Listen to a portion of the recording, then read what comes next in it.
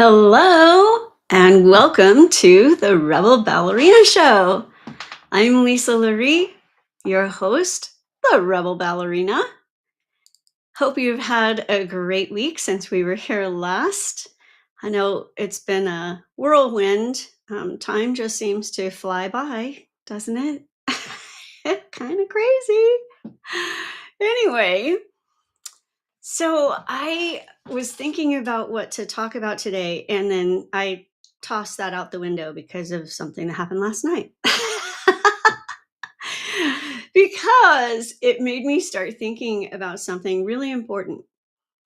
But before I get into that, let me just point out again my ebook. Check out my ebook. Take a look at that. It's a super easy read. So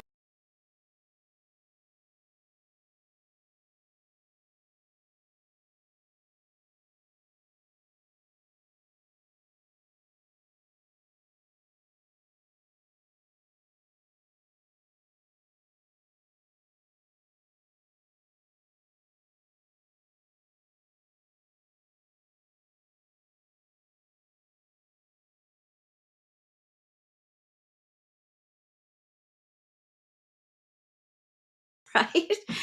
So take a look, read it.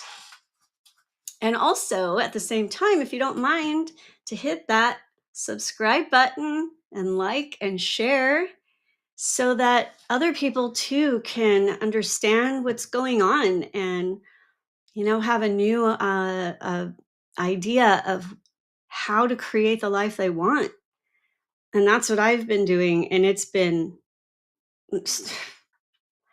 nothing short of miraculous, really.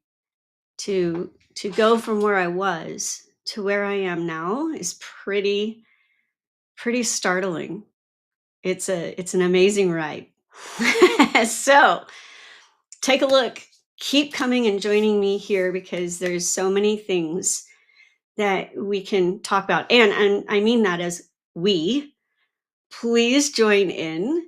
Please comment, say hi, and let's have an actual conversation. So here's what happened last night. I'm at the studio in class, and yet again, I have a student come up to me afterward and say, "What do I need to move up? What do I need to do?" Or, "Am I actually improving? Because I'm just not sure." And the answer is not what they want to hear. And that's the thing. It got me thinking. It got me really frustrated for one thing, because I've taught them for years, multiple years, some even in private lessons, the same thing that they're not doing. And that's why they're not improving. And it's so frustrating. I'm at a point where I'm like, I'm going to turn it around on them and say, well, yeah, why aren't you improving? And see what they say. But it made me think, because ballet is so full of life lessons, and this is a huge one. It's a huge one. You want to improve, but are you doing the work? You don't like what's going on in your life? So what you doing about it? Right? I mean, I came from a very, very dark place, and I didn't like where my life was at all, not even a smidgen, and really wanted to take the easy way out. Seriously, because it was like, what else is there for me to do? What's the point? But in that, what's the point? It was another question that was actually of extreme value to me, and I didn't even realize I was asking it. What I was really saying is, what about me? What Why not? If this is all there is and I've done everything right. I've been a good girl and done exactly as I'm told. Why not just follow my intuition and actually do something that I want? What do I have to lose? Because at that point, I didn't have anything to lose. I was done. It was done. I didn't care if I was here or not. I didn't care of any consequences because I was done. Didn't matter. And you know what? That's actually a really good place to be. To be honest, that part right there, that was the transformation. That was when I became a rebel. It was like a stake in the ground. And I didn't even know that I was declaring that I matter. Have you done that for yourself lately? Because you do matter. You matter immensely, not just to your family and friends, coworkers, but you actually matter to the world at large because our communities, as we are part of people's lives, that yes, that ripples out into a family, but that ripples out into community, and that ripples out into whole towns, and that ripples out. It's ongoing. We are all valuable, and we have something to offer each person. I absolutely believe that.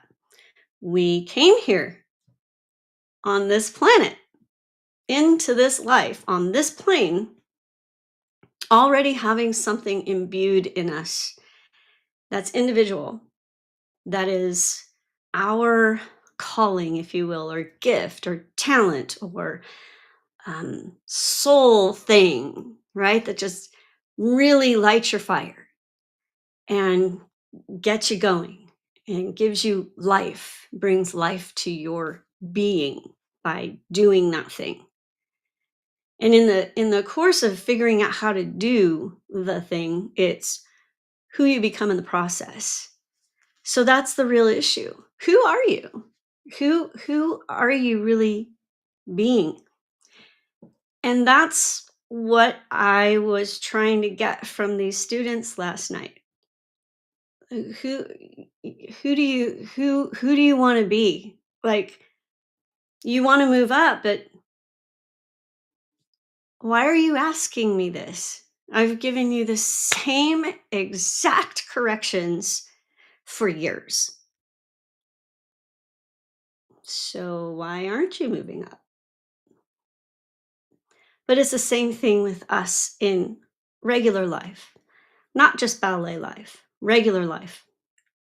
And I have had to do a lot over the last 10 years of figuring that out, which is why I wrote the ebook. And I'm currently still writing my main book, but it's taking a bit. It's taking a while. And the ebook is a little synopsis of some of the stuff, a lot of the stuff that I learned that's very, very pertinent. And therefore, that's why I've put it out there, because I want you to start getting what you need to help you make some improvements. Because I was at a place where I didn't really complain out loud. See, here's the thing, you don't have to be a complainer vocally to be a complainer vibrationally or energetically. And that's where I was. I refused to say the things that were bothering me, that were actually killing me in a sense, because I was ready to leave the planet. I wouldn't verbalize those things because I didn't like it. I didn't like how it sounded. I've had other people in my life that I've listened to because I am a fawn. And therefore, fawns, what we do is we listen. We always give the other person deference and listening, and oh, I just want to hear your opinion, and because I am nothing, because that's what we've been conditioned to believe as fawns. That is exactly what we believe. We believe we're nothing, and we build our life pattern of fawnhood based on that lie, that we are nothing. And in order to be something, then we got to do. We got to do what everybody else wants. We got to do what pleases them. We've got to shut up and listen, right? Weren't you ever told kids are to be seen, not heard? That kind of foolish bullshit. No, kids are individuals with opinions just like the rest of us, and they are also valuable. So, shutting kids down, that's exactly how these patterns get built. Not a good thing. But here we are, right? Can't go back. We can't go back to being 3, 4, 5. We're here as adults. So, now what? Well, I started this whole path because I refused to speak my complaints. And on one hand, I still agree with that because no one wants to hear a complainer, because that's what I was about to say is I had plenty of people in my life that's what they do. They complain and complain and complain, and I've listened and listened and listened, and quite frankly, I didn't want to sound like that. And so that's why I wouldn't say anything, because I didn't want to sound like that.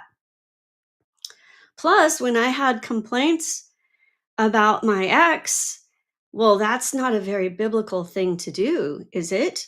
To complain about my spouse. So I wouldn't.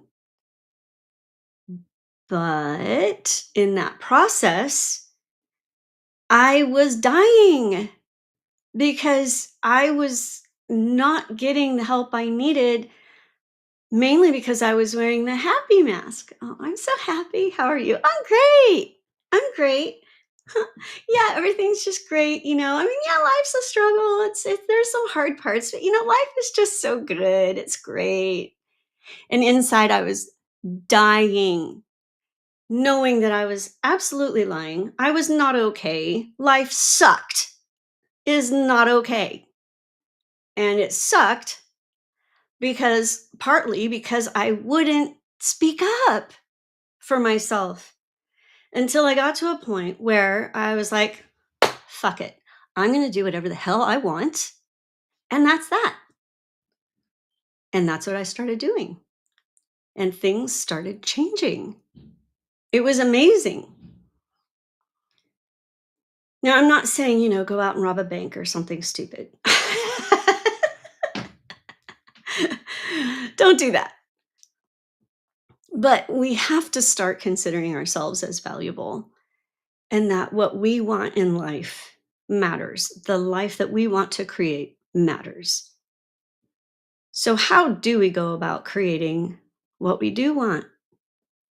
Well, back to my students, they had already really good information. I'm not the best ballet teacher, but I am a solid ballet teacher. I have a dear friend who is supreme ballet teacher. And my dear favorite, Meredith Bayless at Joffrey School. Oh, phenomenal. Phenomenal. This woman, let me tell you, Meredith Bayless, did not look like a ballerina by this time. So I'm going to tell on her, so don't get angry. She's no longer here on this plane, unfortunately. But she was a magnificent teacher. But by the time that I had my time with her when I was 17, she was probably in her 60s or so, and pretty overweight, smoked like a chimney, and just sat in her chair and gave combinations. I mean, when you're dealing with advanced students, you can do that. You can say the terms, you can use your hands and we know what that is. International ballet sign language, basically. And at first it's like, what in the heck does she know? She does not look like she danced for Ballet Russe and is a ballerina.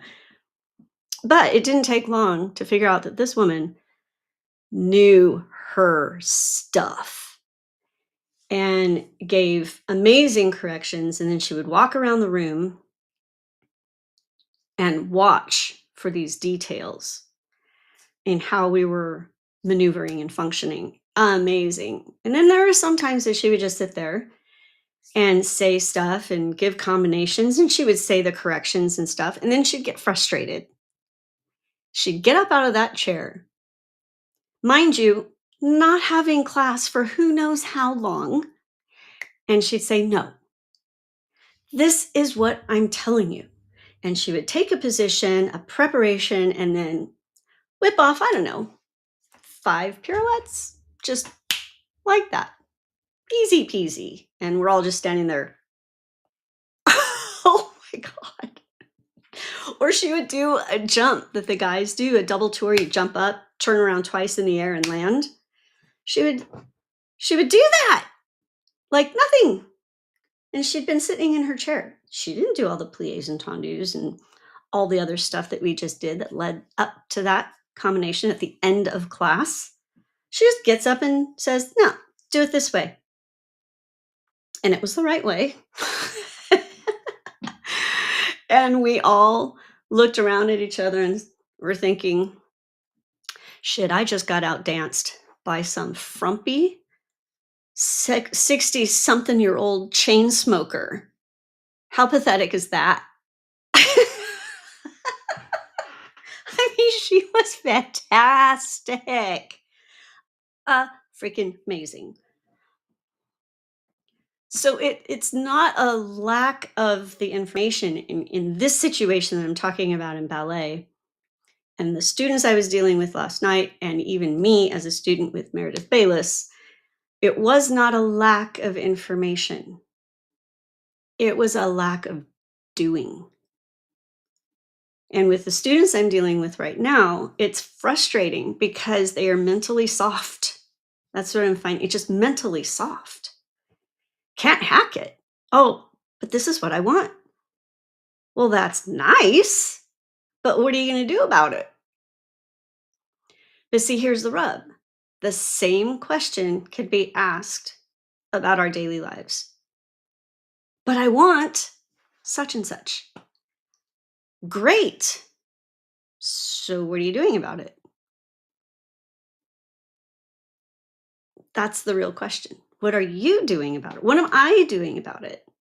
I've been doing a lot of stuff, thankfully, with some pretty dramatic success.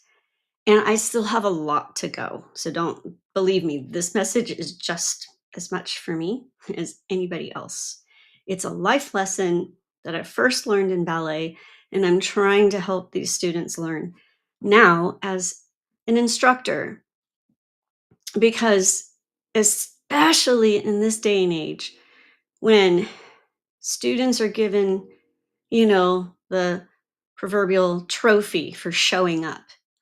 Well, that's just bullshit. What are we teaching these young kids? Just show up because then you'll get what you want. No, that is so not how life works.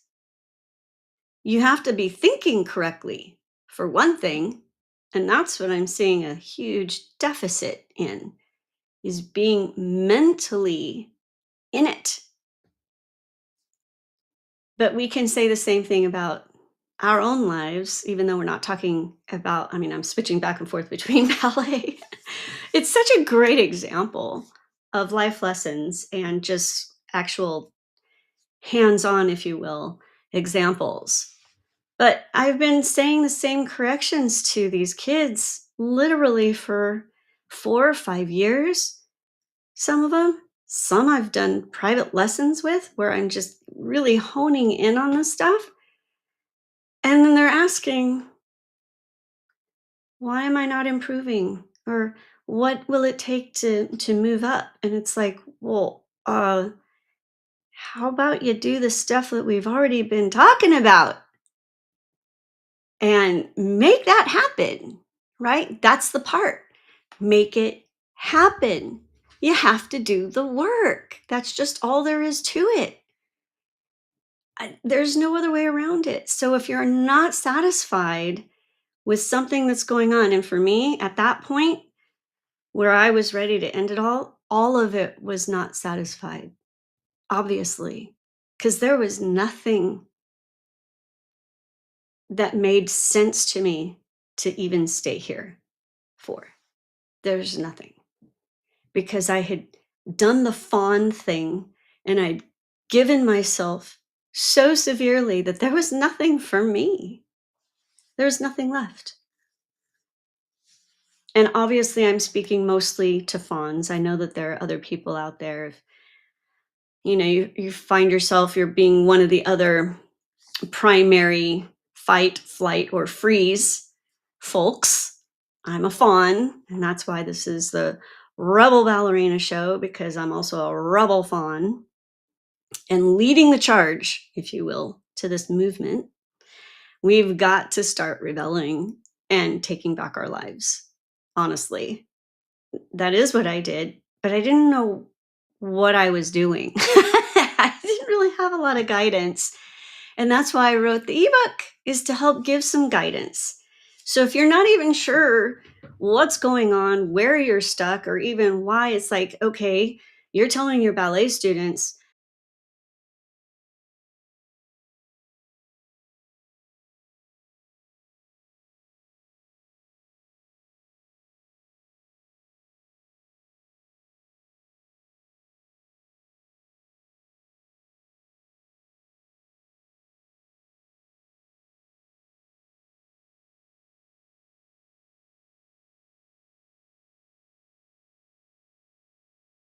So that's why I want to share it even more, because there are so many more of us fawns out there that need to be able to rebel and become rebel fawns and take back our lives. Then you'll be able to discover, wow, I did some stuff. Some of it's hard, just like ballet. Ballet is freaking inconvenient, you know? Very inconvenient. You mean I have to come in here? I have to stand a certain way. I have to work a certain way. I can't just let my body do whatever it wants. Right. Exactly. But you know what's even more inconvenient? Life itself. Life is extraordinarily inconvenient.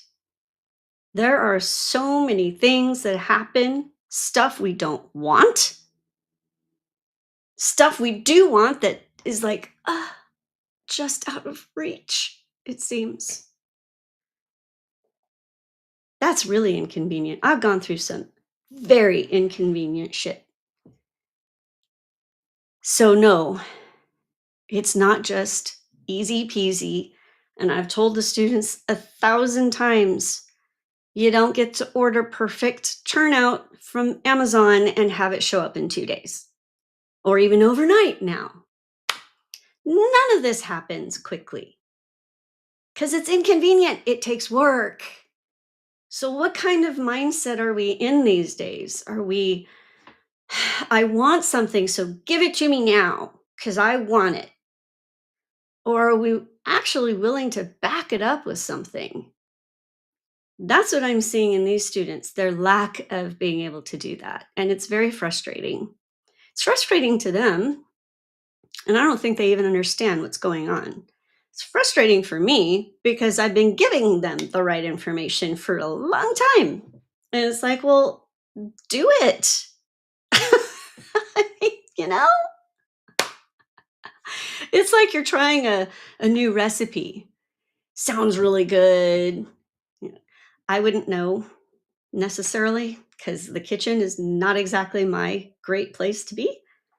Well, only for eating. But anyway, so you have this wonderful recipe and you think, oh, but you know what? I'm going to do it this way.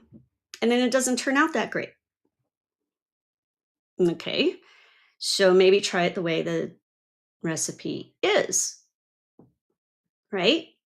Or are you going to just keep shortcutting? Well, I don't have this ingredient, so I'll use this one instead. Mhm. In cooking, sometimes that does actually work. In life, mm, maybe. In ballet, no, it doesn't. It doesn't work that way.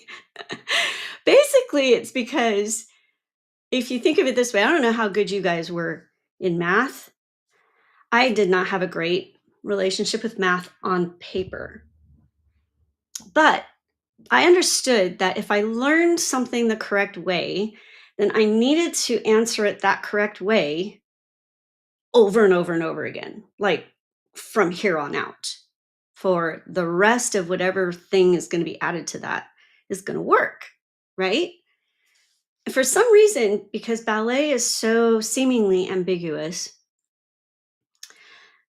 that actual understanding gets lost because ballet is math.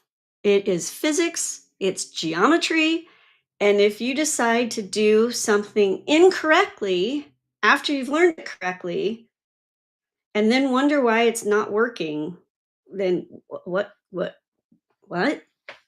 what can I say? I that it doesn't work. It just doesn't. So I was contemplating all of this. Obviously, it's bothering me because here I am talking about it as my subject for today. But I have the same question for me. What am I not working on that I need to be working on? And I have some answers to that. So here's the challenge to myself. I need to be doing daily little live videos, and I haven't been doing that work. So there's my big challenge. I am telling on myself that's what I need to do. So I hope to goodness you're going to see me a lot more. Little blurbs to say hi and to remind you of these live podcasts and get better at doing that. That's my challenge to me. That's me having to step it up and do the work that I know I need to do, just like those students have the information, they're just not doing it. So there's my thing for me. What's your thing? What's something that you do have the information, but you're just not doing? Or what about you need some information? Get the ebook. Just download it. It's right there.